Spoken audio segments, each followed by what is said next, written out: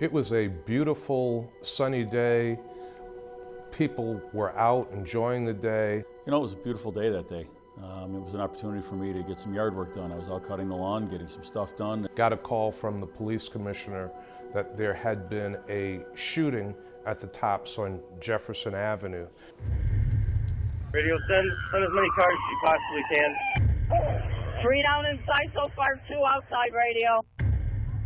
The update call came in pretty quickly. This is bad. I said, I'm on my way. Mayor Byron Brown and Police Commissioner Joe Gramaglia weren't planning to work May 14th. Neither had any public engagements on the schedule. It was finally warm, cloudless, after another sluggish winter kept spring at bay, when they were thrust into the nightmare that's becoming all too familiar in this country. Human beings being cut down in public spaces by weapons of war. Because the Tops on Jefferson Avenue was, that day, indeed a war zone. It was chaotic. It was also jarring. I'm getting the chills just thinking about it and talking about it now. There were bodies lying on the ground covered with sheets. And with a few, I could see the covering getting red with blood. Then the usual flow of events following such tragedies. Media coverage, memorials, funerals, maybe a criminal trial if the shooter lived, lawsuits. I need this violence to stop. That's brought this embattled but resilient community to this Sunday and to a future that will see more economic support for the city's east side. I wanted to know if the millions from the city, the tens of millions promised from the state, millions more from the federal government would be enough for widespread evidence-based progress. Brown says that's only part of the answer to a question that's drawing frustration. It's not enough money. Several $billion is not enough money to completely turn East Buffalo around.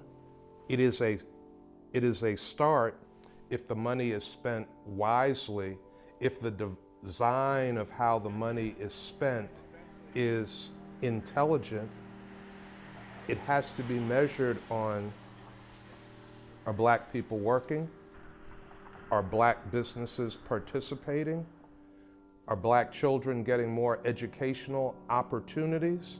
Are Black homeowners getting resources to invest in their homes? Are private sector businesses that formerly discriminated either privately, quietly, are they doing more to open the doors of opportunity to people in the Black community? Why do you think that question frustrates you? So many things have to happen from every level of government. Things need to happen with the private sector. They need to happen with the not-for-profit sector. Need to happen with the people themselves. All of those things have to work together for progress. White supremacy had long since made its way from the dark corners of the internet to the undeveloped mind and soul of the gunman by the time Gramaglia was named commissioner in March of 2022. The plan for the deadliest day of his career was already set, and Gramaglia could do nothing to prevent it. There was no gang nexus. There was no hotspot for that. There was nothing measured. There was nothing out there. There was nothing that we've seen to this day that we missed a sign or that we missed a social media post or, we missed a report or something. And that's the hard part to deal with. And while warning signs were apparent in the shooter's hometown of Binghamton, in his school, and with the state police, they were absent in Buffalo. But Gramaglia knows the rapid response to the grocery store by his officers prevented continued carnage on that day. He had plans to calmly walk to his car.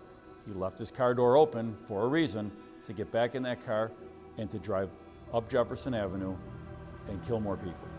So, if not for the officers being where they needed to be, thank God we stopped more violence, more death, more shooting.